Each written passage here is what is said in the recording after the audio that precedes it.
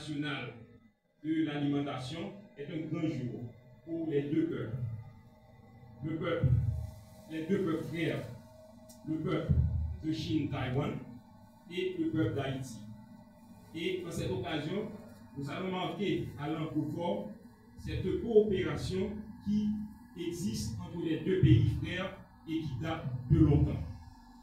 C'est un grand plaisir pour nous que nous nous réunissons aujourd'hui pour la signature des accords relatifs au financement, au fonctionnement du projet d'amélioration de la production risicole d'Haïti, mise en œuvre avec l'appui de la République de Chine-Taïwan pour un montant équivalent à 1 668 000 $ des États-Unis.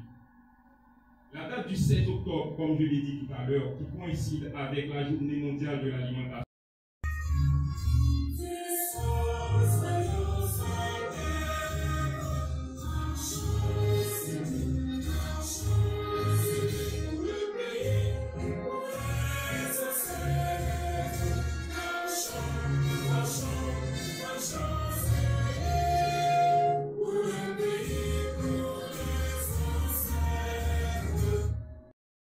réalise, que ce soit dans la tendance avec la RAMSA, c'est l'association des femmes et des Madansara, ou dans le Nord avec le ministère de la Condition féminine.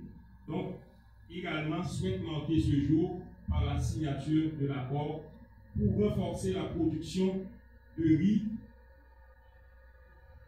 en Haïti. Et à travers cette coopération, il y a eu pas mal d'initiatives pour renforcer cette production. Comme je l'ai dit tantôt, des interventions pour améliorer les infrastructures agricoles et hydro-agricoles, des interventions pour augmenter le rendement. Et aujourd'hui, c'est comme je l'ai dit tantôt, il y a nécessité de renforcer cette coopération et nous allons écrire à l'encre forte ce lien d'amitié et de coopération qui existe entre le peuple taïwanais et le peuple haïtien. C'est deux peuples qui marchent main dans la main pour renforcer, pour améliorer la sécurité alimentaire en Haïti. À cette occasion, son Excellence l'ambassadeur va nous délivrer son message. Et Monsieur l'ambassadeur.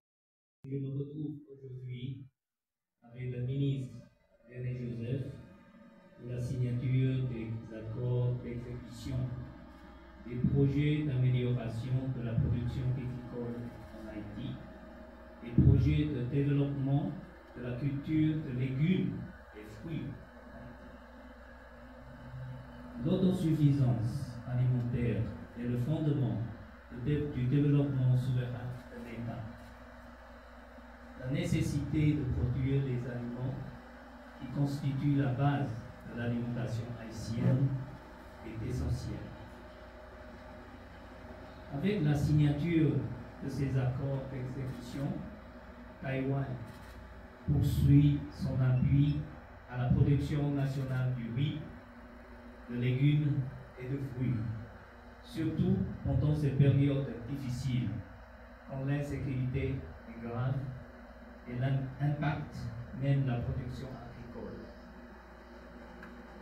Malgré la production locale fait face à de nombreux défis nationaux et internationaux, le gouvernement taïwanais continue de soutenir la production agricole haïtienne, car sans autosuffisance alimentaire, il n'y aura pas de souveraineté réelle. Et comme vous le savez, les agriculteurs occupent 47% de la population haïtienne. Lors de mes multiples déplacements dans les provinces, j'ai été témoin du travail d'innombrables petits producteurs qui cultivent leurs terres avec amour et qui nourrissent le pays avec le fruit de leur travail acharné. Je suis particulièrement fier que certains des groupements d'agriculteurs que nous encadrons Ensemble, avec le ministère de l'Agriculture, ont pu s'ajouter une casquette d'entrepreneur. Ils ont pu signer des contrats pour devenir fournisseurs officiels du programme national de cantine scolaire. Nous devons continuer à les soutenir afin qu'ils puissent accroître leur capacité de production et contribuer à la réduction de l'insécurité alimentaire nationale. Construisons ensemble un avenir prospère et moderne pour Haïti. Merci en pile. Il soit nécessaire de souligner à votre attention que le peuple taïwanais et le peuple d'Haïti sont en lutte constante, c'est-à-dire la lutte pour l'autodétermination. Ce qui fait que nous pouvons accepter que nous sommes deux peuples frères.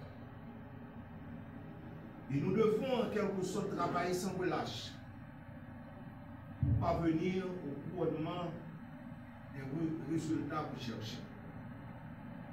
En effet, à partir du financement équivalent à 1 668 000 $, nous allons améliorer la production agricole. En commençant d'abord par la production de semences de qualité, par l'accompagnement et le renforcement des producteurs agricoles, par l'augmentation significative des rendements, par bien sûr l'efficience et l'efficacité des infrastructures agricoles, des infrastructures agricoles, etc. En définitive, qu'est-ce que nous cherchons? C'est d'abord l'amélioration des conditions de sécurité alimentaire de l'homme haïtien dans toute son entièreté. Nous devons produire plus pour augmenter l'accès de nos communautés rurales, de nos communautés en général, à une alimentation suffisante, une alimentation saine et une alimentation durable. C'est en quelque sorte un défi majeur. Un défi auquel nous devons répondre positivement. En effet, comme le directeur de cabinet vient de le dire, vous devez le savoir également, aujourd'hui nous célébrons la journée mondiale de l'alimentation. Je veux le souligner à l'encre que l'acte de signature que nous allons poser témoigne de notre engagement collectif à soutenir des producteurs agricoles haïtiens, à contribuer au renforcement de la souveraineté nationale, à promouvoir une agriculture durable, une agriculture porteuse, et nous voudrions que cette agriculture soit considérée comme une activité économique rentable. Puisque à côté, bien sûr, des efforts que nous développons pour adresser la problématique de l'insécurité alimentaire, il nous faut également produire plus pour conquérir des marchés extérieurs. Il nous faut donner l'opportunité aux petits producteurs cette capacité de renforcer en tout cas leurs activités, d'améliorer leurs conditions d'existence, d'augmenter leurs revenus. Et en tout cas, il faut que nous travaillions pour que le secteur agricole puisse générer des emplois durables verts. Et je voudrais terminer mes propos, avant même de passer à la signature du protocole d'exécution du projet de renforcement ou d'amélioration de la production du riz à travers les différents départements que je viens d'évoquer. Je voudrais vous dire que nous avons cette capacité, puisque nous allons continuer à renforcer cette coopération haïtiano-taïwanaise. Nous allons continuer à travailler main dans la main. Nous allons faire tout l'effort qu'il faut afin que nous aboutissions à des résultats au bénéfice de nos communautés, au bénéfice du peuple haïtien tout entier. Je dois vous dire que nous sommes confiants que nous allons réussir, puisque nous avons le pouvoir de le faire. Nous avons cette capacité qui, bien sûr, qui imprègne nos actions. Nous avons la détermination et à partir de ce moment, nous pouvons accepter, nous pouvons croire que la victoire va être obtenue. La victoire ne va pas être refusée, puisque nous allons le faire avec cœur, avec foi et avec détermination. Et sur ce, je vous remercie.